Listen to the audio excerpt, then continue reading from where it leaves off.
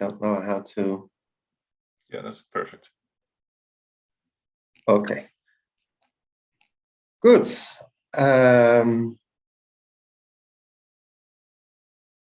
Thank you so much for this opportunity. Today actually is a very special day for us, not only because of this unique gathering, but today is also the ending of the Ramadan. And that is celebrated by us in Ghana by sharing food, sharing money, and sharing stories.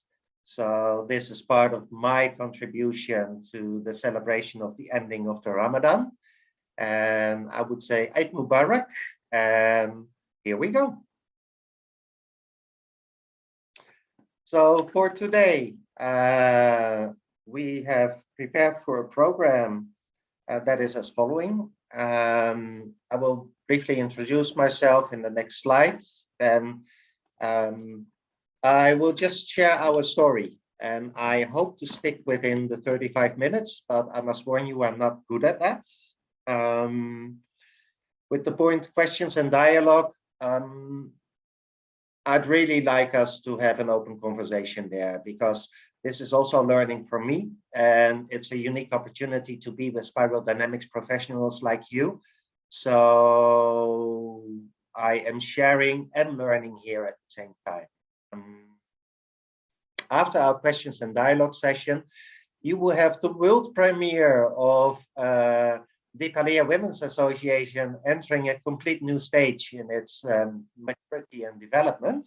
And we will launch the landing page, which is a new era for Dipaliya, amongst others, that is becoming digital. And at the end, we are very grateful that Auke asked to give a donation to Dipaliya Women's Association, and we will share how you can do that. And then we have the last few minutes for me to get a bit of feed forward for you. I would like to hear how you experienced this session. And since this is such a rare occasion to have so many spiral dynamics professionals together, I am more than willing to spend extra time after the official program has ended to continue a conversation with whoever wants to stay longer. So that as a kickoff. Now, let me share you, who am I and where are we? I'm a farmer in West Africa. And I'm an adopted child of the Dagomba tribe. Also honored with a chieftaincy title, which is quite exceptional in the Dagomba tribe. We are in West Africa and in the northern part of Ghana.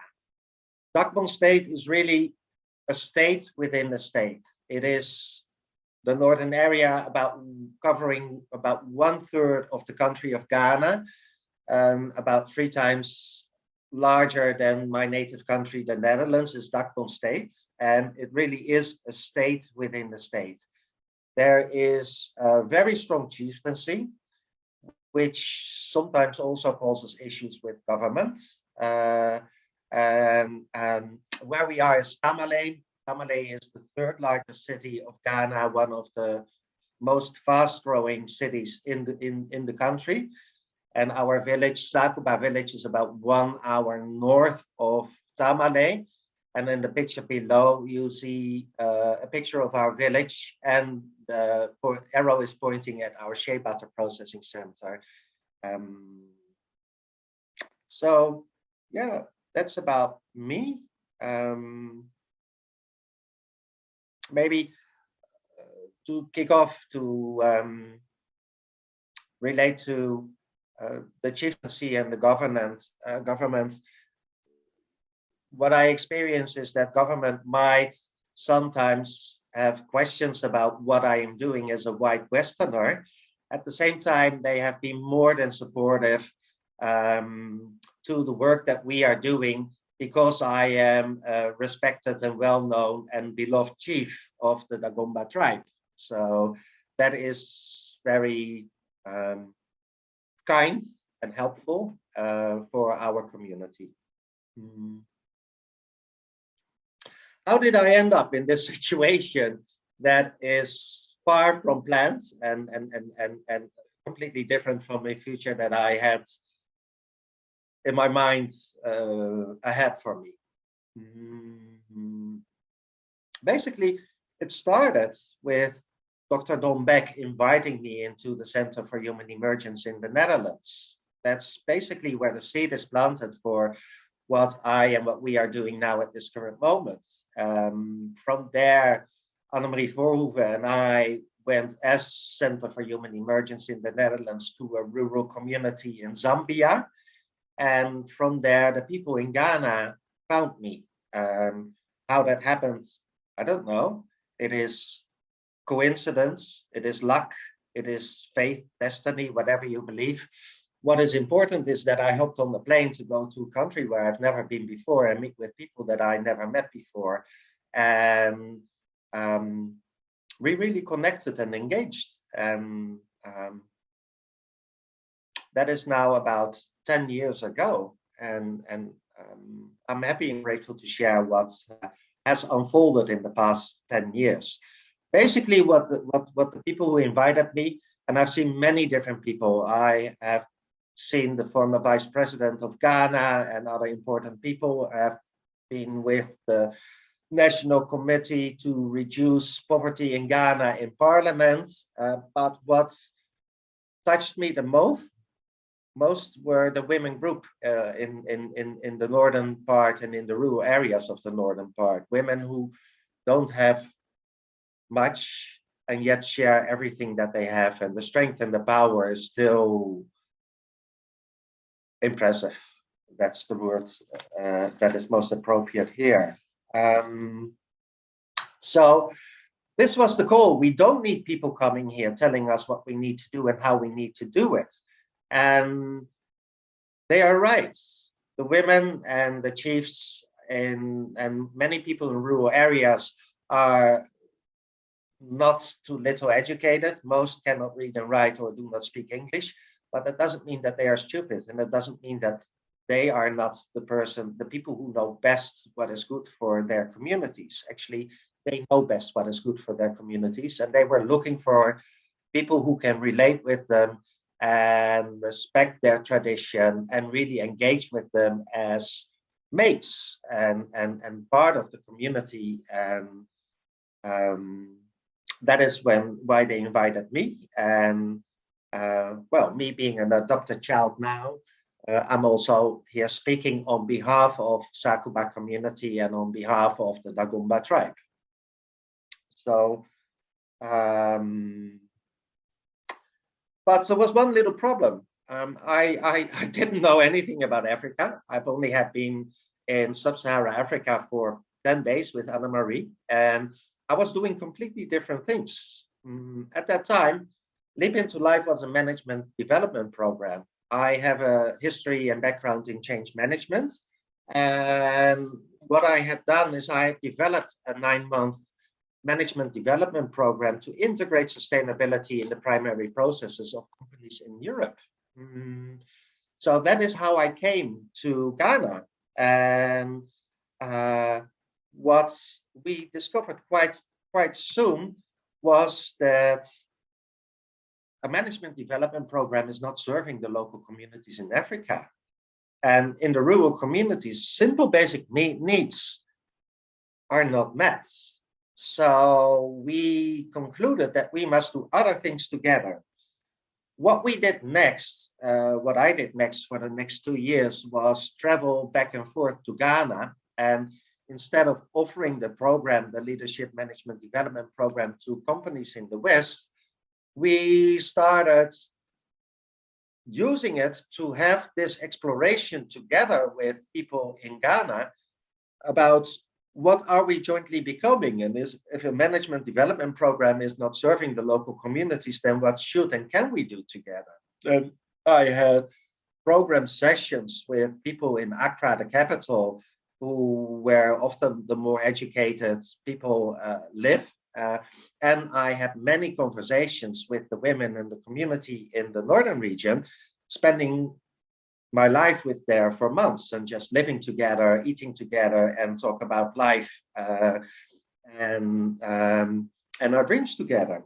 And basically, the four things that I mentioned here are simple, basic needs.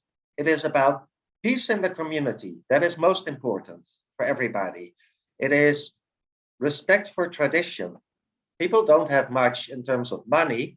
They do have a lot in terms of dignity. And we are quite fortunate that in Sakuba village, the chiefs and the community really are traditional and upholding tradition and primarily the positive elements on it. Another thing is food on the table. There are many families and people who don't have food for a day or for several days. And another thing is people don't want to be depending. They want to be self-sufficient. And for that, they want safe work.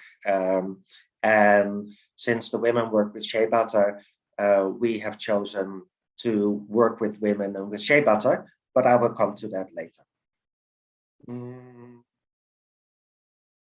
After all the conversations that we had and the search, we in the end decided that we work with Sakuba community and with Dipaliya Women's Association. So who are they? Sakuba is a small village and it's a community.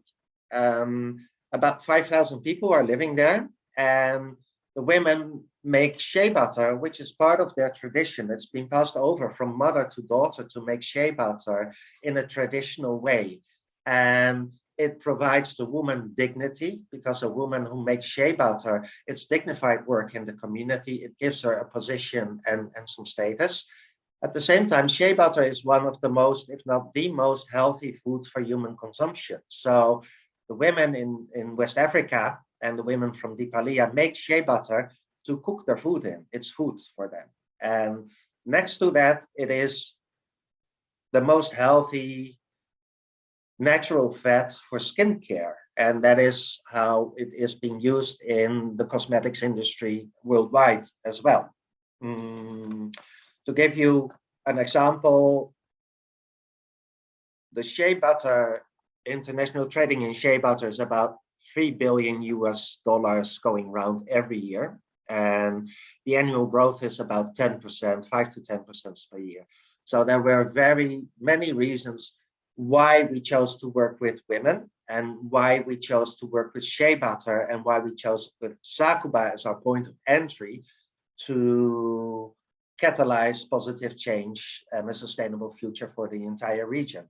The women on the picture you see are all women from Dipaliya and all sisters that I know well and are very dearly to me.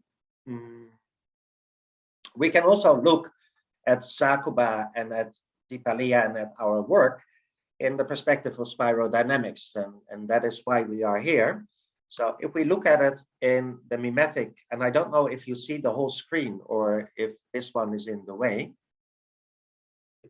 I don't know. Maybe I should close this one. We see the whole screen, Alain. Okay. Good. Now I don't. Okay, I will do it like this. So, we can speak the entire this entire session using this image only. But I would like to pinpoint a few elements that are important for this conversation here now. To start with, the key question that we have and that we are working on in change management perspective is, how can a rural community as Sakuba sustain itself and become self-sufficient in an extremely complex world? We, as a community, have a lot of influences from abroad and a lot of influences that are domestic, and they are not always supportive to the community, and they are also not always healthy expressions that are affecting the community. what I would like to express here is something about the V means. To start with beige, in our Western societies, we often tend to believe that beige isn't so much there anymore. I would like to express here that the beige value system is everywhere. Every living organism and every organism such or collective organism such as an organization has one first primary objective, and that is to survive. Every living organism and every collective system has as first priority to survive. And when survival comes under threat, where, for instance, when an organization has predominantly orange-blue values means in its genetic code and in its expressions, when it comes under pressure, you see that beige kicks in, the willing to survive, and then the system expresses in the dominant value systems that it is used to express in when it's under pressure. And that can be either positive, healthy, or unhealthy in spiral dynamics terms. So that about beige. Beige is in my fantasy everywhere. And when a value system is under pressure, beige kicks in for the responsive reaction from the system in the value systems that are dominant there. What I would like to share about purple is that purple in our community in Ghana is not only about ancestors, it's not only about connection with nature, it is basically about care for each other, care for another human being. And living partly in a country like the Netherlands, where there is a lot of green as well, it is interesting to see how green sort of relates with purple and at the same time doesn't understand purple and sometimes frames purple as green, but it's completely different. We in Ghana, we do not specifically care for people because we care for people like green does. It's all about the person and your individual nourishment and thriving as an individual. No, for us in purple, people are important because community is important. So community comes first, and we care for each other and for the other human beings in our community because it makes our community strong and it makes our community congruent and solid. So that is different. What I would like to say about red is in the West, I often see some kind of fear for red, or we see that reds often manifest in unhealthy expressions, violence. And red is basically the first value system where elements as fear and hope come in. It is the first value system where the distinction is made between the we and the me, and the consciousness comes in that me is not we. So that brings in all these questions about if there is a we and there is a me, and the me is not the we, how do I relate as me with the we, and etc., etc. What I find very, very important to express here is that it is healthy red that gets things done. It is healthy red that manages and makes us realize our dreams and our purpose, and nothing else. Healthy red is what gets things done, and healthy red is what makes things real. And of course, in the situation where we are in Africa, in the rural areas with people who are not met in basic needs, we are continuously solving problems that need to be solved now, not tomorrow, but now. And on the one hand, that is for me really learning, because I noticed that it makes me impatient or hurrying. At the same time, it is also beautiful because the resourcefulness that comes with it is immense. I want to say a little bit about influences from abroad so that you can get an impression of what we are dealing with in a small village of 5,000 people in the rural area of northern Ghana. We have the consequences of the European New Green Deal. There are new policies about organic certification. There are new policies about sustainability, and they are affecting our community in Ghana and basically making it slightly impossible to export shea butter as a women's cooperative. But we are resourceful and we find our way to make it possible anyway. We are subject to the United Nations Sustainable Development Programs and goals. And we are, of course, part of the international supply chain, and we are engaging with international traders, and we have to deal with international trading. And China is also a very important factor in our region in relation to the New Silk Road. So there are a lot of macroeconomic and geopolitical influences that are affecting us as a small village community. And then we also have the impact of aspects of climate change and droughts and those kind of things. We have the consequences of subsidized export of chemical fertilizers and pesticides, which is killing our land and killing our people. So many influences from abroad, many that we cannot influence and that we also do not understand, and they are not always positive for our community. And basically, the same goes with the domestic influences. Let's see if I have said a little bit about blue. Blue is new for us as a community. There's little blue, and yet we need to engage with blue and even orange, as I will share later with you. I will give you one example of how in this community really transcendence takes place with inclusion.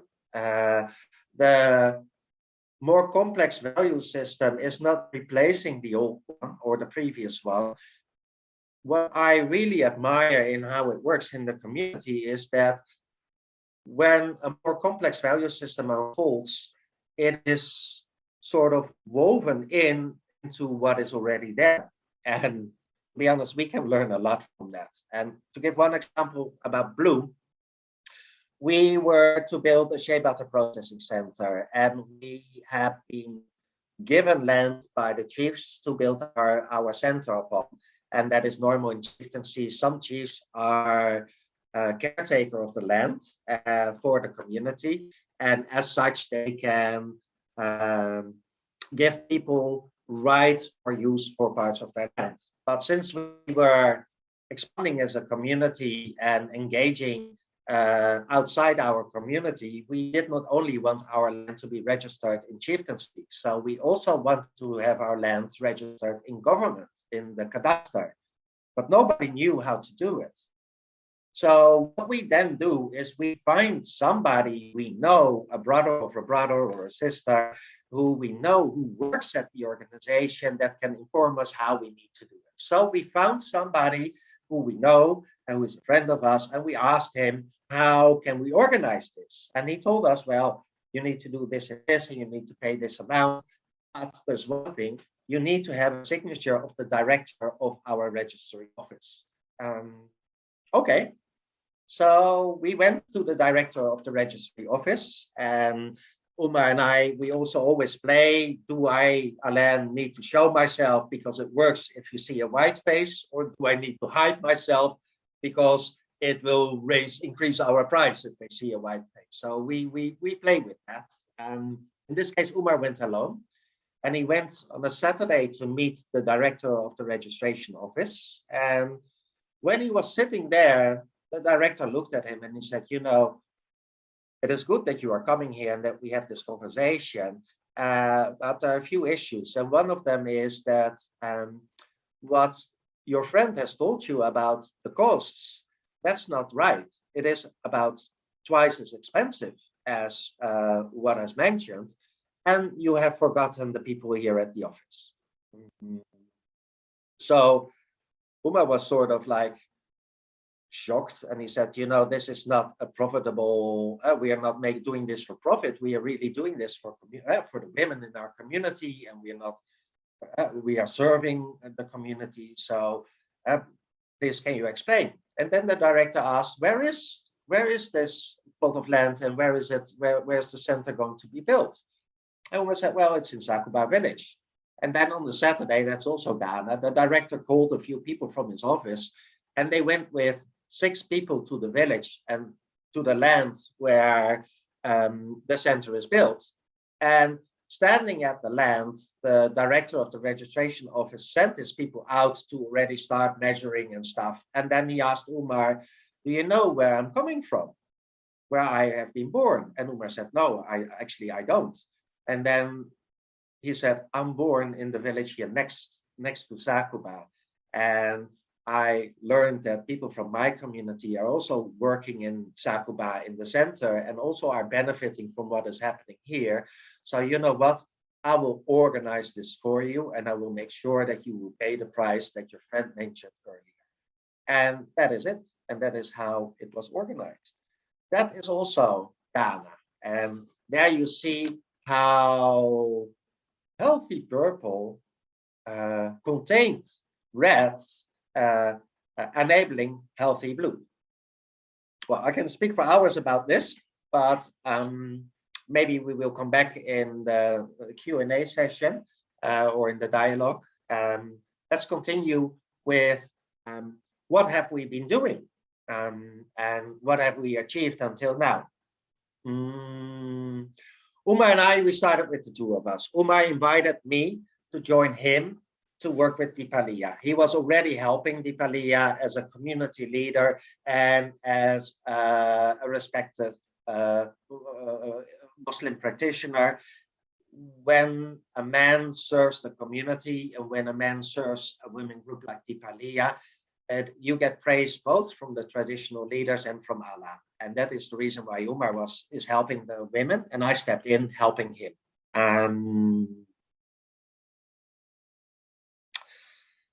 We have achieved a lot, actually. We started with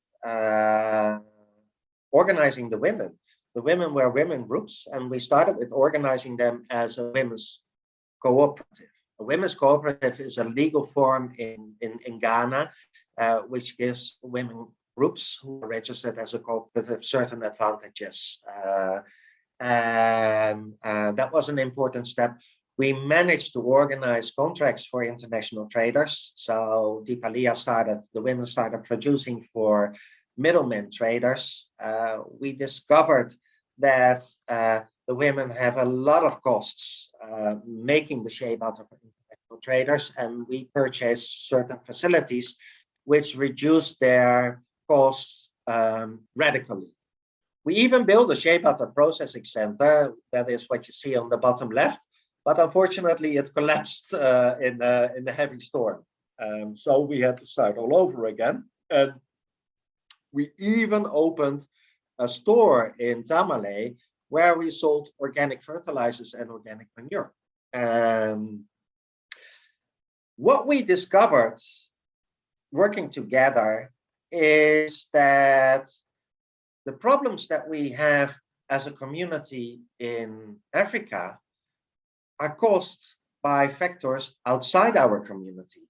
So if we want to do something that goes beyond solving the problems that are there today, if we want to do something that is more sustainable and more solid, and we have to dig deeper, and we have to look outside the boundaries of our village and outside the boundaries of Africa, actually.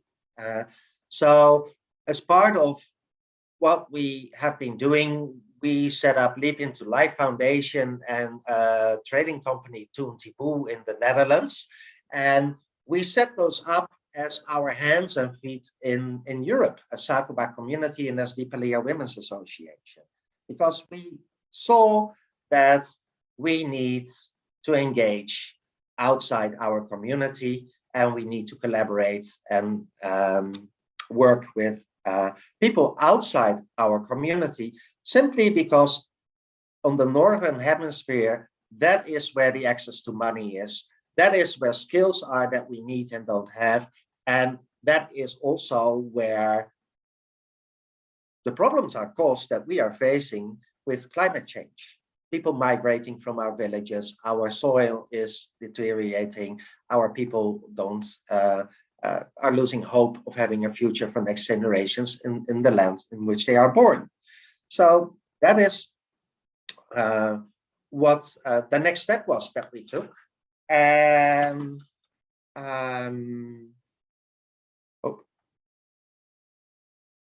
it should go to the next slide. Yes.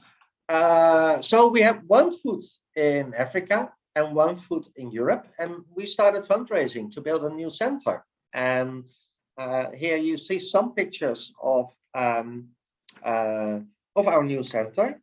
And we raised about 250,000 euros in cash and about 100,000 euros in kind to build a new shea butter processing center. And also that is built in a way that fits with us and who we are as a community. We did a tender, we reached out to 6 professional building companies to make a quotation for the construction works of the center. And we chose to work with one company that is called Dashena. The owner of Dashena is a Dagomba man. He is a respected chief in the tribe. And we asked him not to bring in his own people only, to look in the villages where we are working, to find people there who are qualified, and if they are qualified, to hire them to do the work in the center. And in Northern Region, we can do farming about 4 or 5 months a year. And I'm running out of time dramatically. We can do farming about 4 or 5 months a year. And the other months, most men work in construction. So there are people who are carpenter, there are people who are mason. And what Mohammed Idrisu, the owner of Dashena, did was he hired as many people, as many men as he could from the villages. As a consequence, the women are proud of their center, but the men are proud of their center, which they built for their wives. And they also made a little money by doing it. So it really has become a community center. To give one example about what the consequences are for that, a few months ago we had fire, and under normal circumstances nobody would risk his life to take down the fire. But in Sakuba village, the villagers saw it, and they went immediately to put down the fire, and it was an electrical fire, so it wasn't without risk, and it saved at least 1 building in the center. So that about this. With the Shea Butter Processing Center, we also slowly start to enter orange.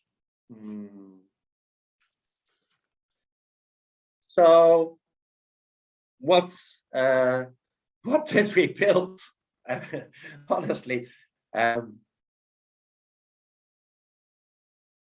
if I see these pictures, I again get impressed and overwhelmed, because it got overhand and things are becoming way larger than we ever dreamt of. The Shea Butter Processing Center is the largest in the country for handcrafted shea butter. It has a huge impact. Only having the center in a small village like Sakuba, everybody is speaking about it. It has over 20 buildings and facilities, including a mosque, because people are traditional and they are Muslim and prayer is important. So it's part of the working processes. We have only for the crushing and the grinding of the shea nuts, we have machines, so that everything is made by hand. We have female toilets, a children's playground, water reservoirs, etc., etc., and of course the basic buildings for shea butter making, including a warehouse where we can store about 350,000 kilos of shea nuts, and warehouses where we can contain and store about 2 containers of shea butter when it's produced and not picked yet. The ceremonial opening lasted for 3 days, and everybody who was important and mattered was there. The regional district commissioner, the most important person from government in the region, was there to open it. Chiefs from 7 villages were there, from 15 youth leaders were there. The center was blessed by the malams, the traditional healers, blessed by the imam, and closed and blessed by a Christian priest. And it was wonderful. And directly after the opening, we were fortunate that we managed to find a sponsor who helped us to produce our first full container of shea butter, which is 21,000 kilos. It's quite a lot. To process our first full container of shea butter as Dipaliya, to export it to the Netherlands, and to process it here again for use in the professional cosmetics industry, because that is what we are aiming for. Our clients are in the cosmetics industry. They are cosmetics producers, cosmetic brands, and natural skin care producers and brands. And this is how we built our first experience in trading, international trading, as an independent women's cooperative without middlemen in between. So we produced a container of shea butter. We exported it to the Netherlands. We processed it here in a natural way to offer it to cosmetics brands, and then COVID broke out. We had the worst moment one can imagine, to start as a new company, to start as a women's cooperative in a market that is new for us, with a proposition that is different from what is common. The shea butter trade is a race to the lowest price, and we were offering a different proposition. So we couldn't have chosen a worse time. What we did to make this period valuable is to focus on sustaining as much as we can stability in the community in Africa, and speed up setting up the trading company in the Netherlands. And that sort of went wrong, I will say it honestly. Instead of Leap into Life Foundation and Toon Tibu becoming our hands, or continuing to be our hands and feet in Europe, we started making the classical mistakes as a collective here in the Netherlands. And in the end, instead of becoming our hands and feet, Leap into Life Foundation and Toon Tibu became change and a sort of a cage, and pushing us back into the system. Instead of helping us to change the system that we want to change, it sort of became something that worked against us and pushed us as a community and as Dipaliya back into the system that we want to change. So that was, and still is, painful. Because what actually happened in terms of spiral dynamics is we ended up in the gamma trap. And also here you can say maybe it's a coincidence, or maybe it was meant to be, that our gamma trap falls together with basically a global gamma trap of global COVID lockdowns. What is exciting and also still challenging is that we seem to go into a delta surge.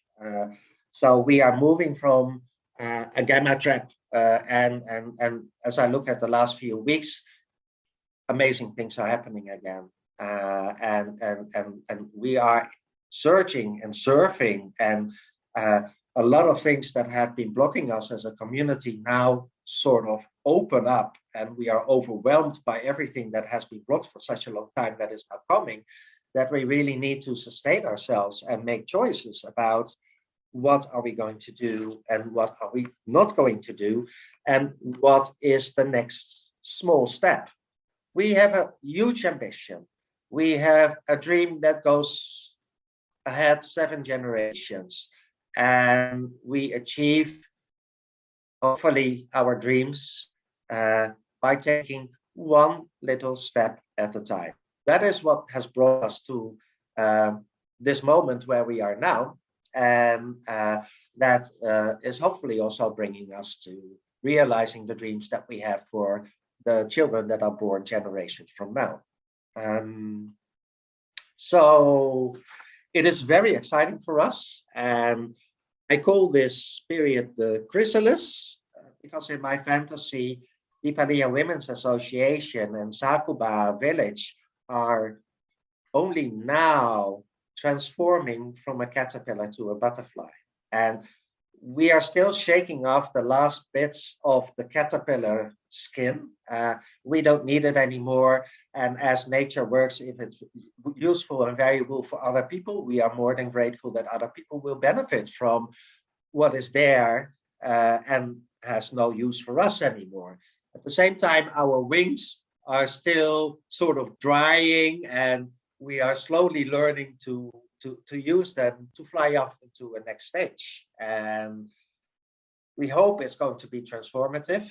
Whether that will happen, I don't know. We don't know. Maybe in 5 to 10 years from now, we can say it was, or we can say that it was not. I'm sure that we will make the same mistakes that we made in the past. And if not, I'm sure that we will make new mistakes to learn from in the future. So before we go into this, Alain, because so you talked about this transition that you're in at the moment in the Netherlands, right? Can you give a little bit more background as to what was the old system that didn't work anymore, and what was this new system that you were aspiring in terms also of Spiral? Yes, I will be brief, and also, we are still in the middle of a process, so it's difficult to say a lot here. But what basically happened is that as beige, purple, red community, we do not want orange, blue to oppress us. And if you look at the shea butter industry, for instance, it's a $3 billion business annual, and no woman working for the shea industry earns an income that is above the local poverty rate. None. And that's ridiculous. So what we see is the dynamics of international trading and the dynamics of international aid are not serving the community, and in many cases are against what the community needs and desires. And we wanted and want and are going to change that system by doing it our way as a community, and by doing it independently. That is how Uma and I started. We started with nothing, with 2 men who are now close brothers, because of everything that we have gone through over the past years. And we are sort of strong as a community. So what happened for us as a community is that we reached out and created something outside the boundaries of our community in Ghana that was there to serve us. Then it started, instead of serving us, really pushing us down, and we broke free from it as a community. And and what values were at play where it started to limit you? Well, I'd rather speak about what values were at play that broke us free. And it is the strong, strong red from the women. It is the healthy wisdom of the chiefs. Because, I wanted to fight for what is ours because we have been investing so much time in the past and we've been suffering so much to get Leap into Life and Tutti up. But it was the women and it was the community chiefs who asked and said, no, let's walk away from this and let's continue on our path and let's continue to work on things that bring us forward instead of spend our time and energy and money on things that withhold us. And, I think that is the most important from this whole period, that it was the community who years ago said, we don't need people coming to telling us what we need to do and how we need to do it. Now we're really confronted in a situation that people were telling them what we need to do and how to do it. And they said, we don't need it. And despite the promise of a prosperous future, despite the promise of more money and all those kind of things, it was the community has grown so much in strength and in wisdom by choosing a next step in our future path. And ever since the community has decided that, magic is happening. And I will share more. You will see if we launch the website. That is a first glimpse of the future of Dipaliya. And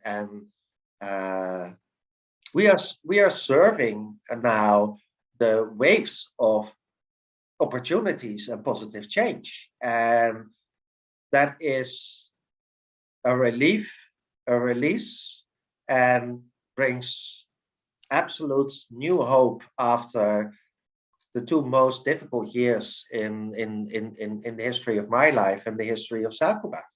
So does that answer your question, Auke? Yeah. Okay. Then what have we learned from this 10-year journey? Quite a lot, and I will summarize a few things.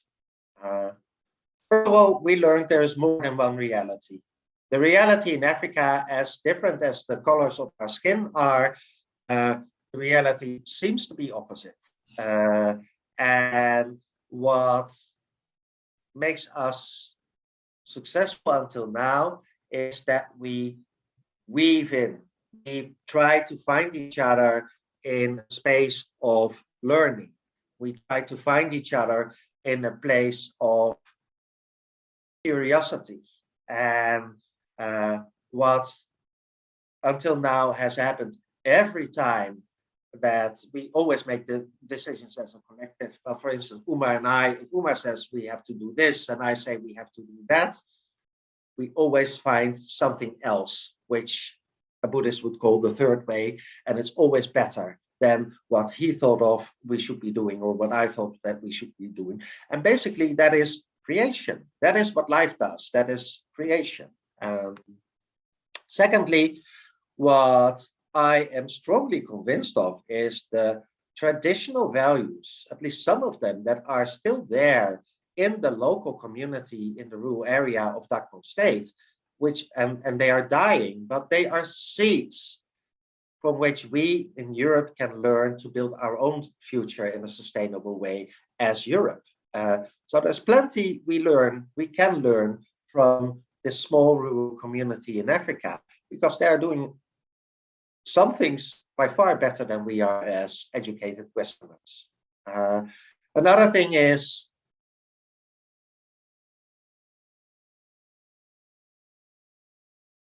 food on the table is still an issue. The primary needs that I addressed earlier in this, they are still not met in the way that they should be. And talking about things doesn't change anything. What changes things is healthy rest. Put on your sleeves, make your hands dirty, and do the work that needs to be done with your feet in the ground. And that is hard, nitty-gritty, difficult, and sometimes filthy work, but it needs to be done. And looking for the best option or the best solution, which I also, as a change agent or change pioneer, look for, doesn't help us as much as it helps, like, what is the best thing we can do now? And be a little bit modest about what should be ideal, what works now. If your car doesn't work and the fitter is far, you cannot wait, or you have to find a way to get your car to the fitter. You have to fix things now. Wrong example, but I think you get the point. Another thing that we learned,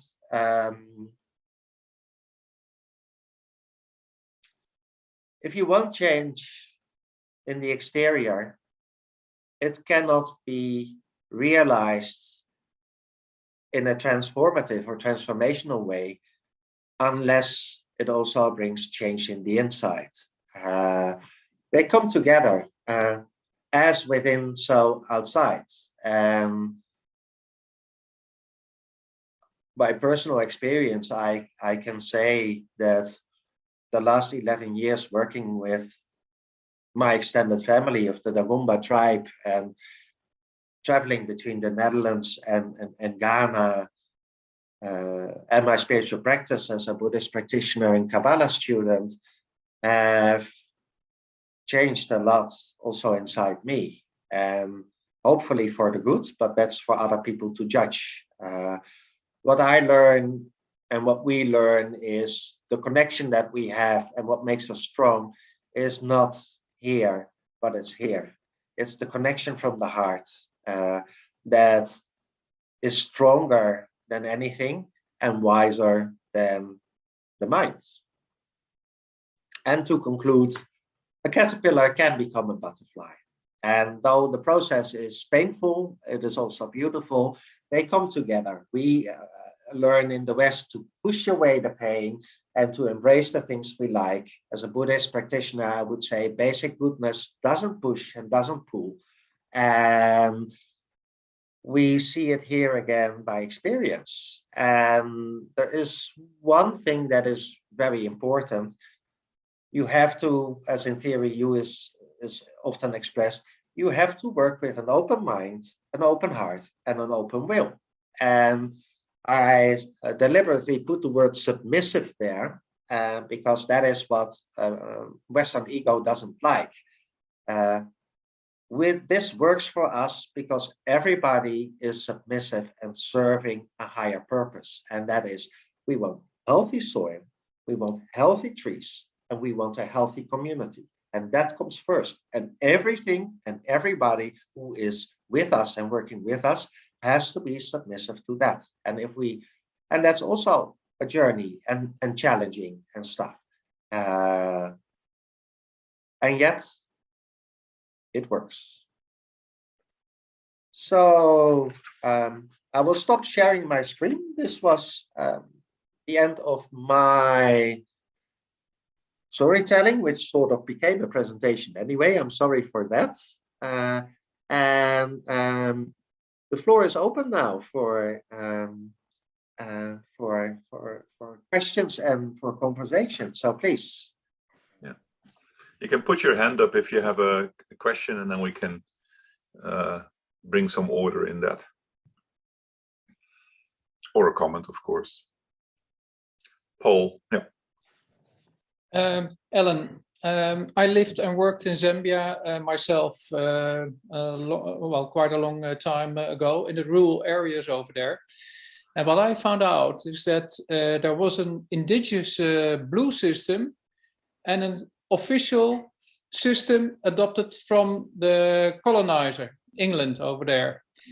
And I found out that there was a kind of split in the Zambian. One part was more or less adopting to this artificial Western blue system, and there was this indigenous blue system, and that caused a kind of split in the personalities over there. And I wonder, do you experience a similar thing in Ghana? You see my non-verbal reaction.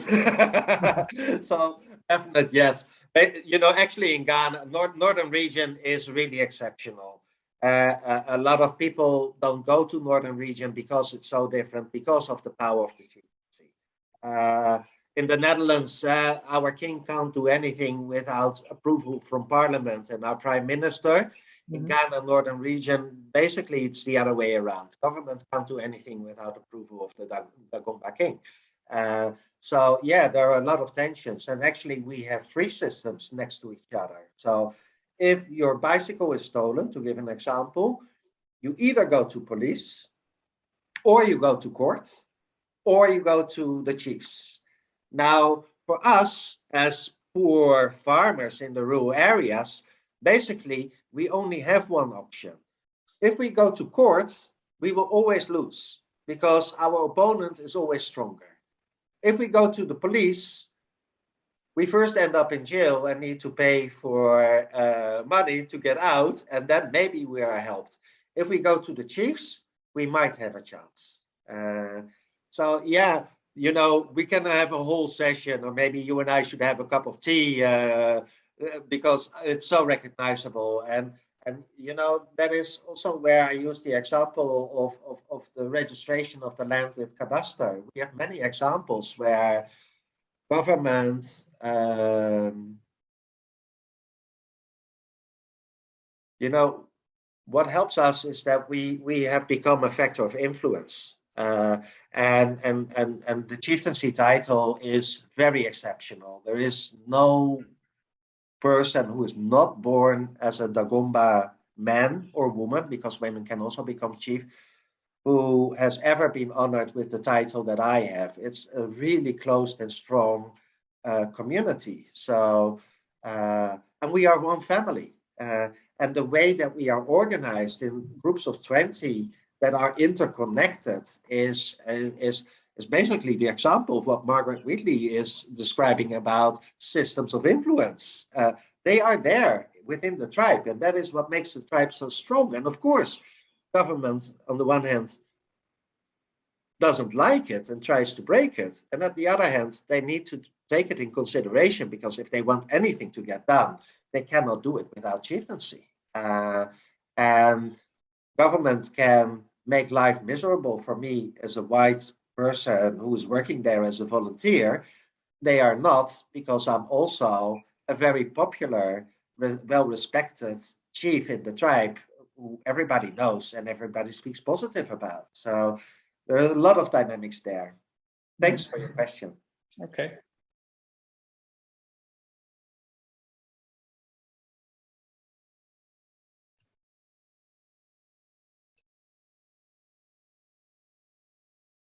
Anyone else? Something to say or a question?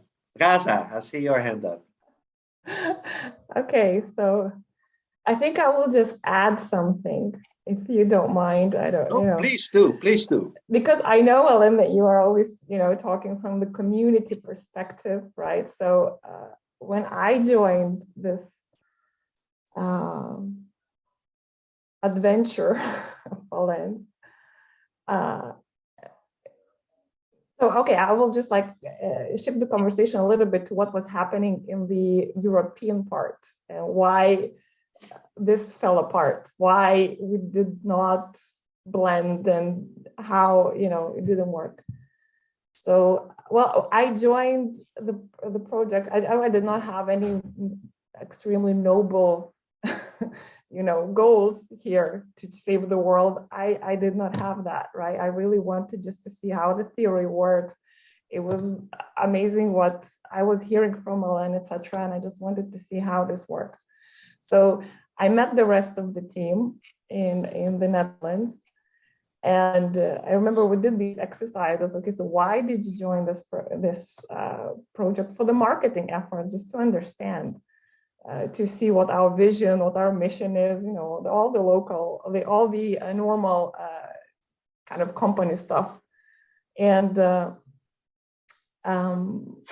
everybody was extremely green, right? Very, everybody wanted to help this woman to build this, just to make the world a better place. And made me feel like a bad person, but anyway, but these were really, really good intentions.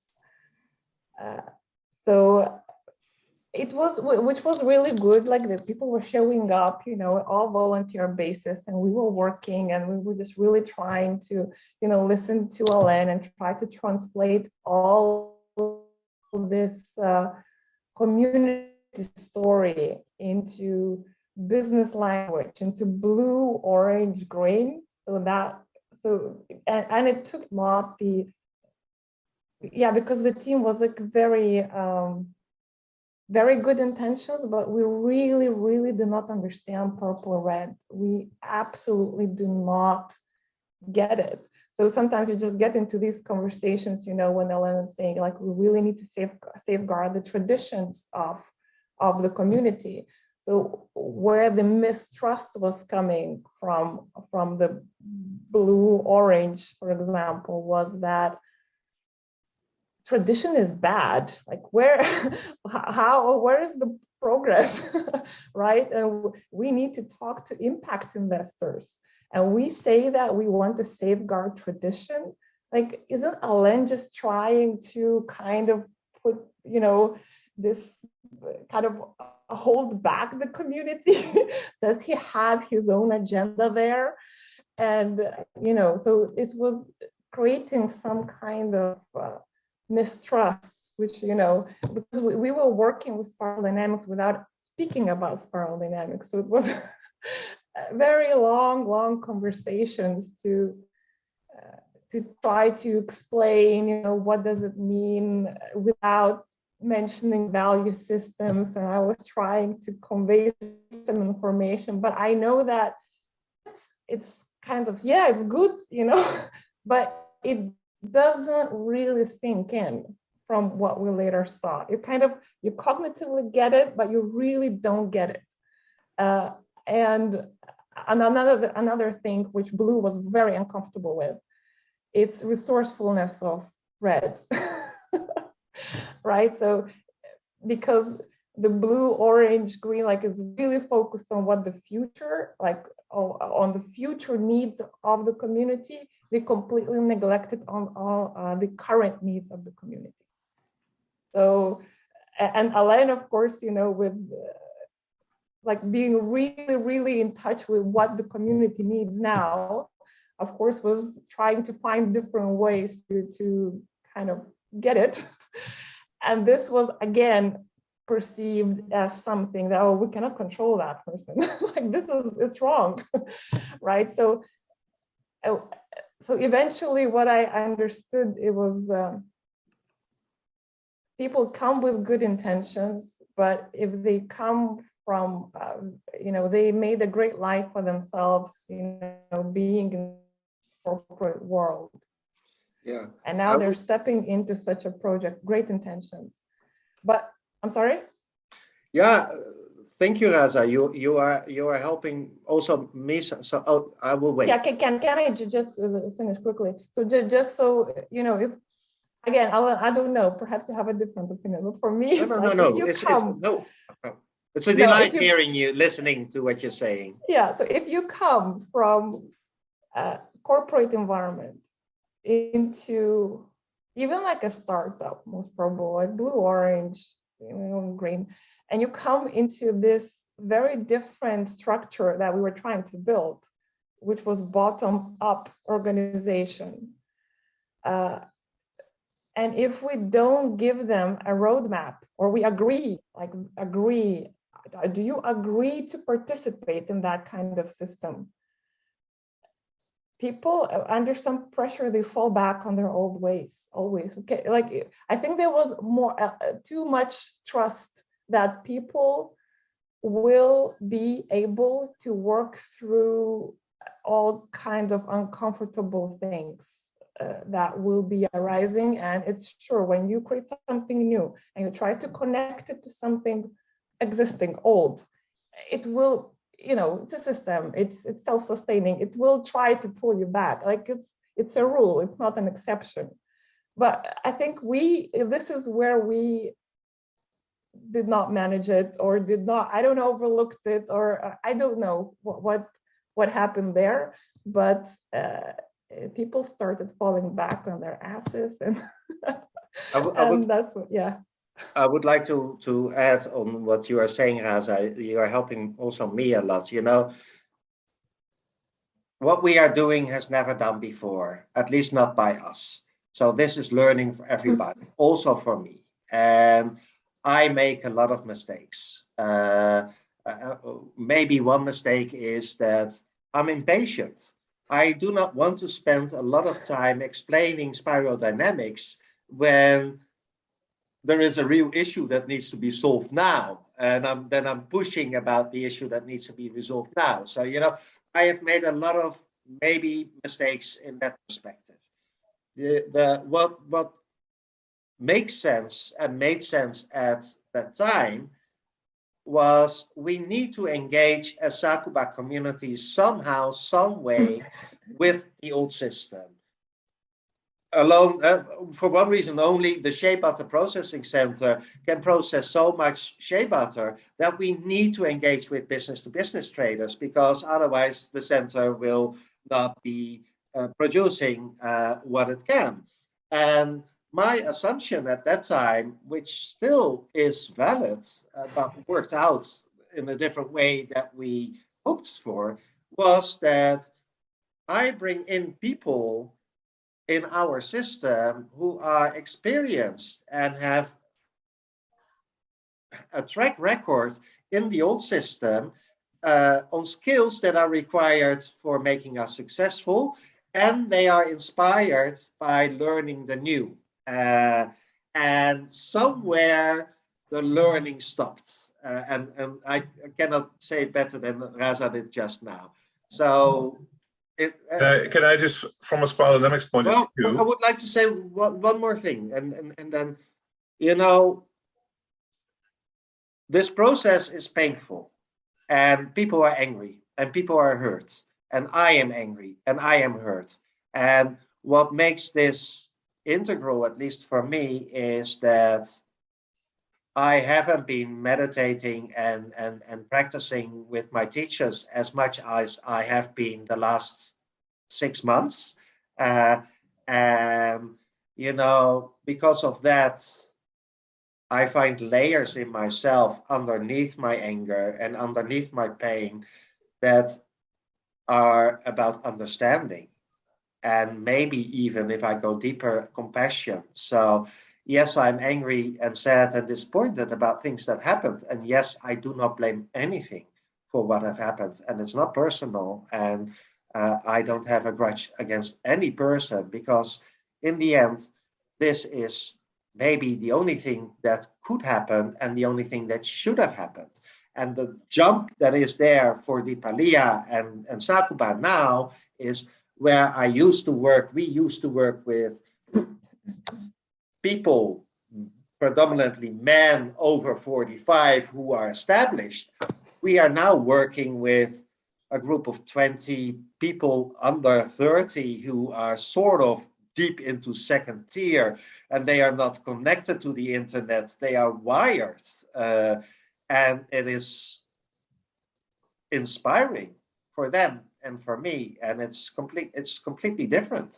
And we will see what this will bring. I see Andres, you are having before we go there, I just want to, on this, because of what I'm, you know, from a spiral dynamics point of view, and also, I mean, we've had some conversations in the last weeks or now about all this, is I think what we can learn from that is that if you get like Western blue, orange, green to engage with Africa from their drives, from their perspectives, it will try to take over the situation. There's a dominance in that. There's a way, and one of the things I love in the way you talk about this project is that you're not trying to change anything in Africa when it comes to values. You're just looking at the healthy expression. So that's the first lesson is that we don't try to change people, that we work on healthy expressions, and then maybe at some stage there will be other developments, but that's up to the cosmos. And the other lesson in that is that when you manage a process like that, you do need that do that from a yellow perspective. And I think you left some of the management up to more orange green values, and that just didn't work because it doesn't understand, it doesn't value the purple and the red and all that the way that you do. It could have worked if people would have continued to accept me as the leader, because in the end, in this whole system, there's only one boss and only one top dog on the Red Monkey Mountain, and that is Umar and me, and nobody else. But that requires some integral insight into the whole thing, and I think that was from what you told me was missing. So Andres, please, and then we go to Jokke. Thank you. First, this is a great practical example. I have 2 points. I'm amazed. I don't have very much experience with Africa, but I'm more from Latin America. And what I'm amazed by is the agency of the village and the tribe. I'm not used to hearing that. I'm used to hearing, well, no, they're kind of lost because of resources, etc. But the agency is amazing, and I'm just wondering, how representative is that of many communities in Africa? Do they have that agency, that organization? I don't know, I don't know much of Ghana either. I know Sakuba and the area where we are working, and I think the potential is there in any community. And yes, this is part of a change process. And Umar and I, we are the X. It is the friendship and the brotherhood that is between Umar and I, and the trust that has been given to us by the community leaders, by the chiefs. That is what is carrying us. And we care for each other. It is also not a coincidence that I chose to work with women. For many different reasons, I strongly believe if you want to build in the future of Africa, you must build on the women. They are so powerful, they are so strong, they are so wise, and at the same time, at the beginning when I asked the women, I don't know that you don't have much, but I don't know what do you need, how much do you need as minimum basics to, in terms of money, to provide your family with some stability, because that is the only thing we are doing. We are creating life conditions for the community to be able at least have some chance to build their own future in the way that they wanted it. But when I asked the women, I don't that you don't have much, but what do you need? Their answer was like, Mr. Allen, a beggar should be grateful for what she was given. That is how we started. And I became furious. And I started shouting at the women, who do you think you are? You are not beggars, you are women. And you have your pride and your dignity. And that is what we are building. We are in terms of money, we don't have much. But we have our dignity, and we have our tradition, and we have each other. And that is what is making us stronger and stronger by the day. Okay, thank you. I just want so my second point, and then I'll finish. And this was kind of preempted by Auke. I don't know if I pronounced your name right. Yeah. It unfortunately it wasn't surprising, and I was very glad that Araz explained this. What happened on the European side. Because I see this so often. So if you had to do this again, what would you do differently with the European side? I mean, it sounded like, well, you need to probably spend as much time with them as maybe even more, because they don't get it. And it's a great question. It's a great question. And actually, we are doing it again. So I will show you in a few minutes when we launch the next era of Dipaliya. So thanks for your question. The answer will come. Great, good. So Jokke and then Judith, and then we go to the end of the presentation, right? Okay. Jokke, please. Okay, thank you. Alain, thank you for your beautiful story. You were talking about a classical mistake that change put the system back into the purple system, and you were talking about a healthy purple system.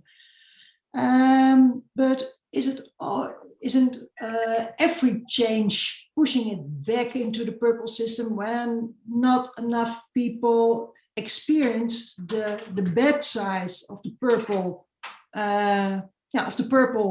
community? You were only talking about healthy purple, but when there is enough unhealthy purple, then maybe the change will go to the next level.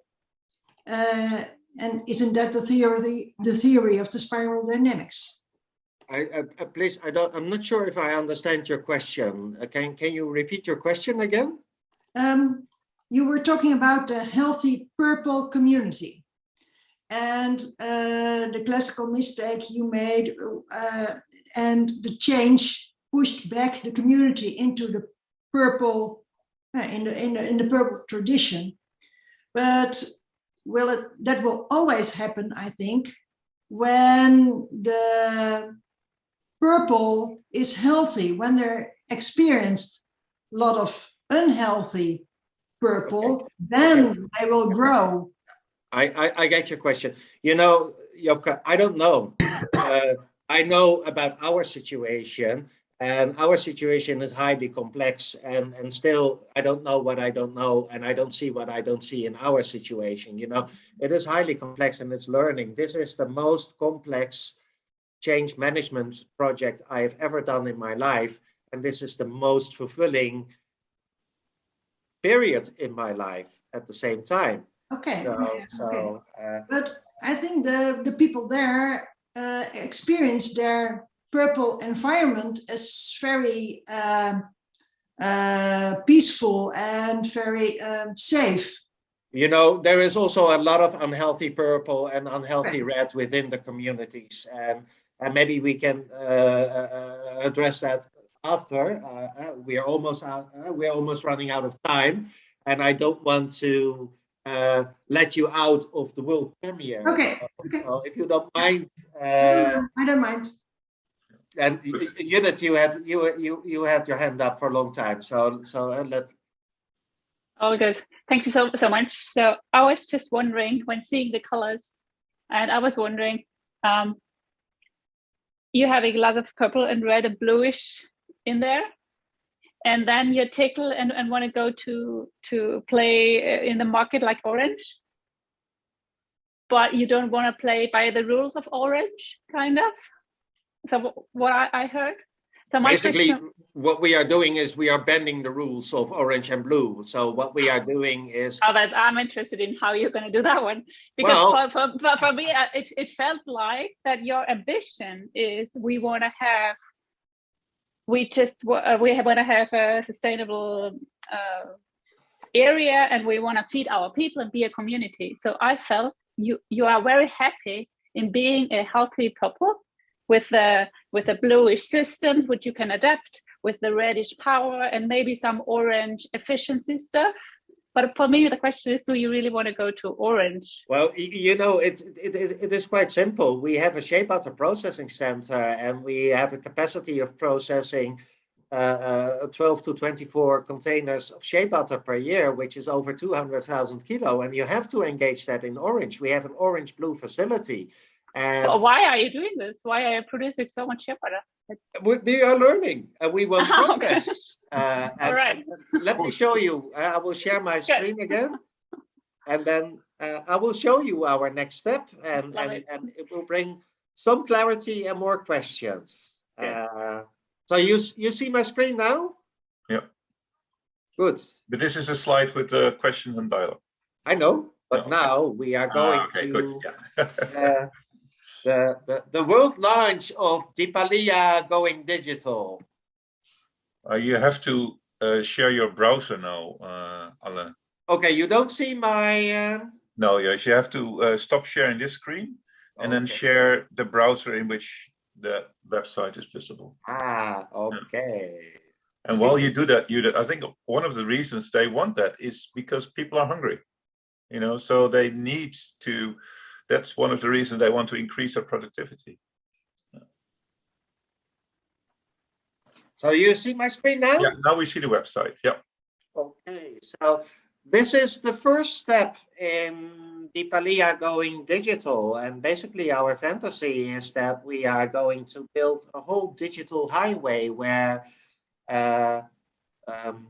we show Dipaliya to the world and connect with the world.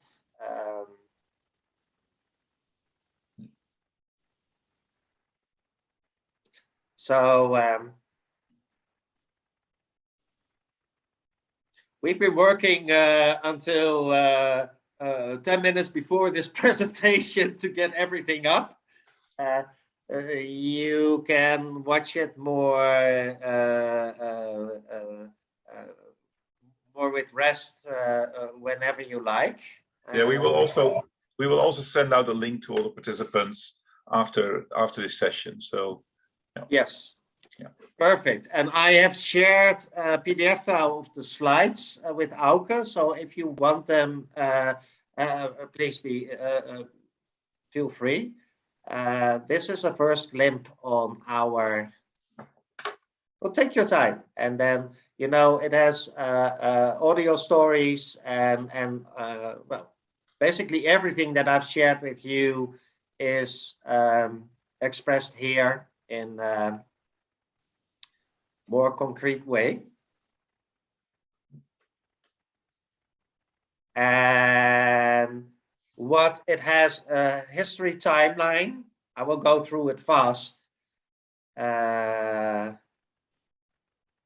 here on the right hand side, you see Google Earth, where we are.